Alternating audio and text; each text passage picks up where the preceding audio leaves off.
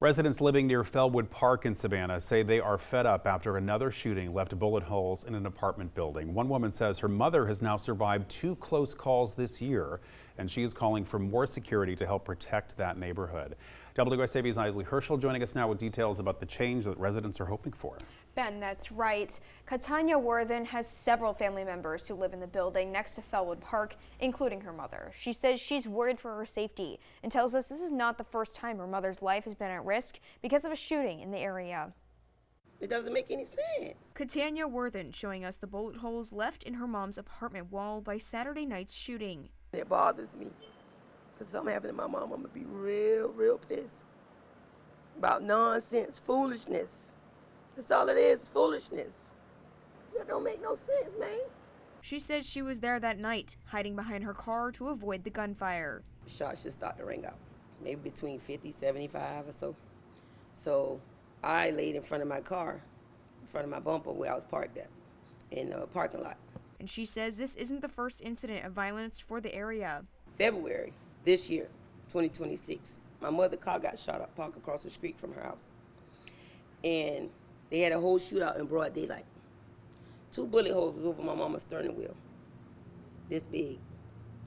And if she was sitting in her car, like she normally do sometimes, chopping it up on the phone or Bluetooth on her car or whatever, she would have been dead. She has several family members in the building and feels cameras on the outside of the buildings would help them and other residents stay safe. The rent office got cameras, but what good is that for the neighborhood and the residents? That don't make no sense. There's no cameras out here. That could be a start for something, but I'm not going to stop here. She says something needs to be done now before anyone else is hurt. It's the second time. Close call for my mama. She shouldn't have to want to move and want me to find her somewhere else to stay. She shouldn't have to go through all that. The city of Savannah currently has over 100 flock cameras around the city to help solve crimes like this one. Officials would not say if any of those cameras are located near Fellwood Park or the apartments that surround it. Isley Herschel, WSAV News 3 on your side. Isley, thank you. 2 adults are displaced after a lightning strike sparked a house fire in Savannah this afternoon. It happened just after 4:30 in the 1400 block of Vassar Street. Here's video here. Investigators say the fire was caused by a strike and the fire has since been declared out. Everyone inside the home made it out safely. 2 adults have been displaced. The extent of the damage not yet known. A weekend search for a father and his 2 young daughters on the Ogeechee River ended with the children safe and their father under arrest. 37-year-old Joshua Bridges is charged with misdemeanor interference with child custody after deputies say he refused to return his 2 daughters to their mother following a camping trip. One of the girls became sick, and when Bridges stopped answering his phone, the children's mother called 911. That sparked a massive search involving multiple agencies before deputies found Bridges and the children safe at his home. The report states Bridges was arrested because he had never legally been legitimized as the children's father, and deputies determined he willfully refused to return the children when requested by their mother. Jail records show he has since bonded out. Savannah police are investigating an overnight shooting that left a teenager hurt. Officers responded to the 200 block of Montgomery Crossroad around 12:35 this morning. Police say a boy had a non-life-threatening gunshot wound to the calf. No arrests have been made. The investigation is ongoing. A former investigator with the Ogeechee Judicial Circuit District Attorney's Office is under arrest after being investigated by the Georgia Bureau of Investigation. Andre Wright, who last worked for the DA's office on July 9th, is charged with felony violation of oath by a public officer, felony computer invasion of privacy, misdemeanor stalking, and misdemeanor misuse of license plate data. We're working to find out what these charges stem from, and we'll keep you updated on air and online as we do learn more about that. As Effingham County continues to grow, so does the demand for reliable water and sewer service. Today, county and city leaders took the first step in exploring a new way to manage those systems together, as WSAV's Evan Smoke explains.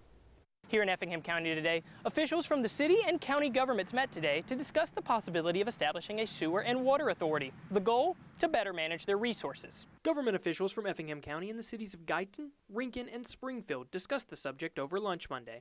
The authority would have to be established through state legislation and could unify utility management of water and sewer across the county. A move County Manager Tim Callanan says would cut costs and save customers money. It's going to be a lot less expensive for the customers. to have one entity administrating the service rather than 4 separate ones with 4 separate administrations. And so that's the ultimate goal, is to increase efficiency, get better quality service, get a better quality product out there. Monday was just the beginning of the discussions. No final decisions have been made. Reporting in Springfield, Evan Smoke, WSAV News 3, on your side.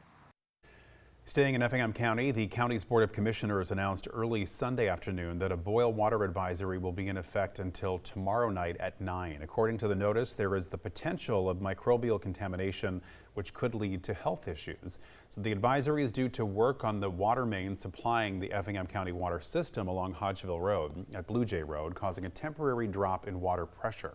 This notice is being issued for the following areas: Staffordshire, Belmont Glen, Cedar Ridge, New Haven, as well as any surrounding areas affected by a drop in water pressure. So if you're experiencing water outages or low pressure, you are advised to use only boiled tap water or bottled water for drinking, cooking, preparing food, and washing.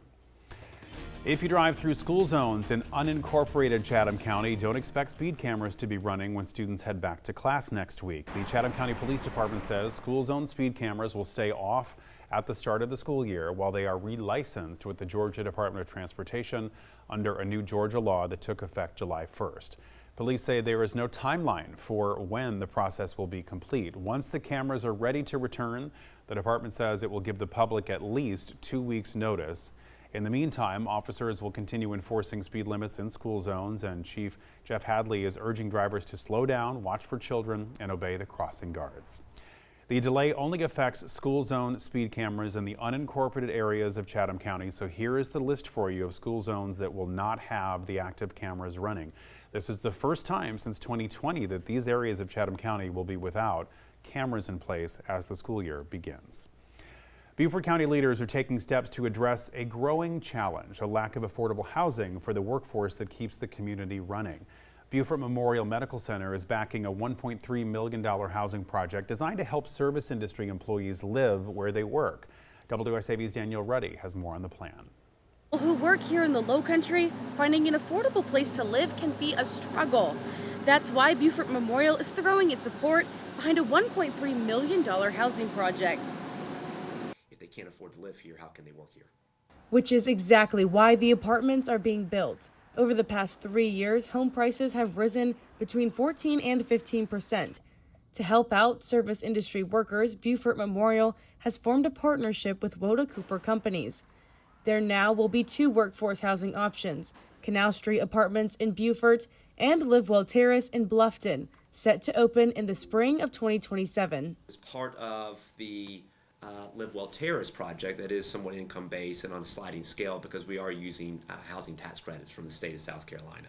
And so, the rents will vary based on your income, but the rents will be attainable. For example, the 1-bedroom will probably range anywhere between $600 and $900. In the Canal Apartments, because that is not using any sort of state-funded dollars, we are not looking for any sort of income verification or sliding scale. So the 2 projects are a little different, but still directed at the workforce and still directed at really solving the attainable housing problem here in the county. The hospital's president and CEO tells me this won't be the last investment.